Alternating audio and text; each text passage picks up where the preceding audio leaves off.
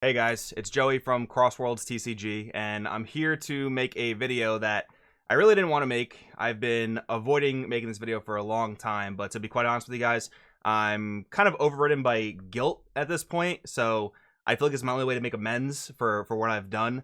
So we're going to talk about what I mean in today's video. So if you guys would do me the solid of subscribing, maybe checking out the Patreon down in the description. I think it's gonna be real tough for me after I put out the information that I feel I need to put out in this video. So as you saw from the title and the thumbnail, I'm talking about how I lied to you all, and I'm going to be apologizing for that in today's video. This lie has its ugly roots seated as far back as a year ago. So again, like, real big shame that it's taken me this long to get over this and really talk about it. I really do feel like I owe you guys this apology. So I feel like I'd be better explained if I start with a clip, which is actually going to incriminate some of my teammates. But again, I feel like it just needs to be surfaced, and we need to talk about this. Let's go to the clip.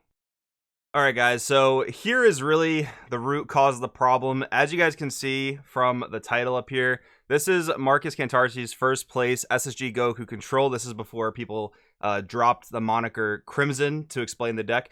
And yeah, we have his profile here, and this is in great part my fault, but I also got to throw Marcus under the bus here because he also led you guys in a lie. So, again, unfortunately, I have to throw some of my teammates under the bus, but this just can't go on any longer. So, as you can see, we're going to go into his profile, and I just want to, highlight a few things that he talks about. Profilers. Right, baby. So, Koos is coming back with SSG Goku, the deck, or the leader rather, that he got second place at the San Diego Regional with. But this time he's playing a completely different build. So Koos, why are you playing SSG Goku? I think it's the best leader in the game. I think it's the best leader in the game. I think it's the best leader in the game. I think it's the best leader in the game. So you heard it right there.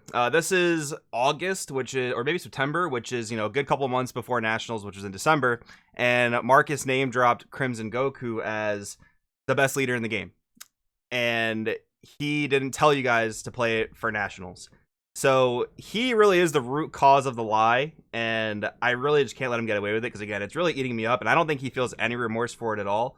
So I did feel a need to call him out here. Now, where I am at fault is more so what came after, and that was testing for Dragon Ball Super Nationals.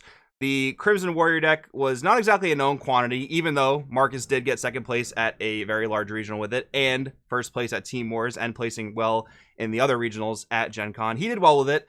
The leader was in certain top cut graphics, like, to some degree, like, some people knew about it, but it wasn't, thrown in your face enough to say, like, hey, this is a contender for Nationals. And that is, again, in big part Marcus's fault, but I do have to take some responsibility for that because after Gen Con and we saw the adjustments with the new cards coming out for the Zenkai block and everything, we did take a much deeper look at Crimson, and it turned out that it was a really, really strong leader. And I didn't keep you guys informed about that, and I am really, really sorry.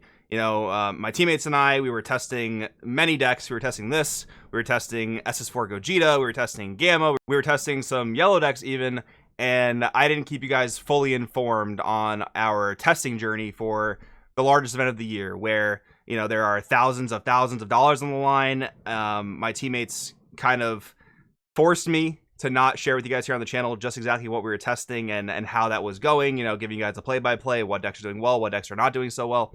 And I have to hold the L on that one. I have to take responsibility and apologize for not spoon feeding you guys the best deck to play for Nationals. So for that, I am really, really sorry. So to further explain myself, we're here on Eggman's channel, where he has a really nicely done recap of the national tournament from America. So as you can see here, we have the top cut. We have top 32, and within that top 32 were 9 Super Saiyan Goku Crimson Warrior leaders, of which 3 of those were me and my teammates. So myself, Marcus, and Marcel Russell made it to the top 32, and then Marcus obviously made it to second place. So, further shame on him for taking a deck that he knew would land him such great results at this tournament.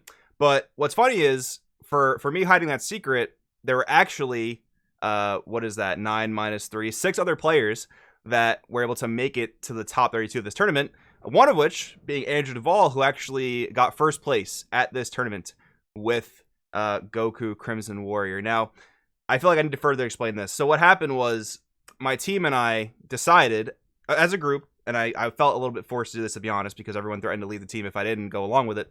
What had happened was we all decided we would tell the other top players in the game how good Crimson was to cause a skew and basically give an unfair advantage to all the players who don't have a team to test with or aren't as plugged into the community. So we did go ahead and do that, even though their builds were so vastly different. We gave them the down low on the leader being so good.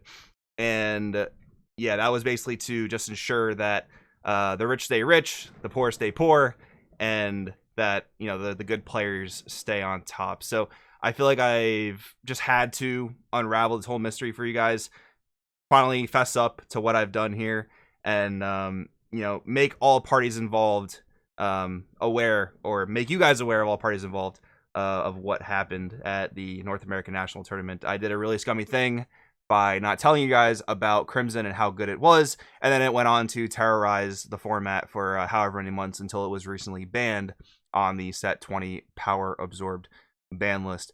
So yeah, I don't know if any number of apologies can actually make up for what I've done here, and I hope you guys as a community can come to forgive me. If I need to post free content 7 days a week for you guys to forgive me, I'll look into doing that. Just let me know in the comments if I need to do that. But as far as this video goes, this is not actually the only thing I need to apologize for. So I want to direct your guys' attention to another thing that I feel like I need to apologize for. So guys, this is my Patreon page where I posted a lot of content over the years. You can see here I have like 300 posts.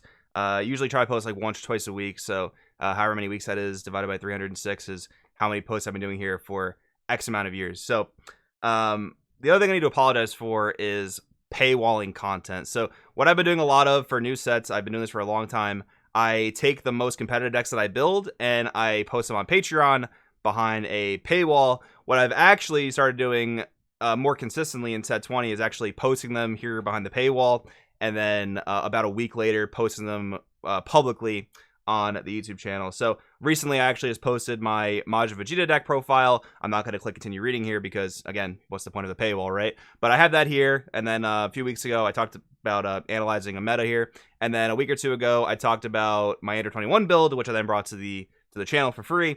But the fact that I paywalled it, again, very, very scummy behavior. You know, I don't know what other type of content to make, so I just been making deck profiles and putting up behind paywalls and hoping people would subscribe to see them. And to some degree it works, but again, like, overridden by guilt here. I just didn't know how else to make amends with you guys. So what I'm going to be doing is I'm actually going to be shutting down the the Patreon. Are you f***ing nuts? There's no way I'm shutting down the gravy train. Happy April Fools, people.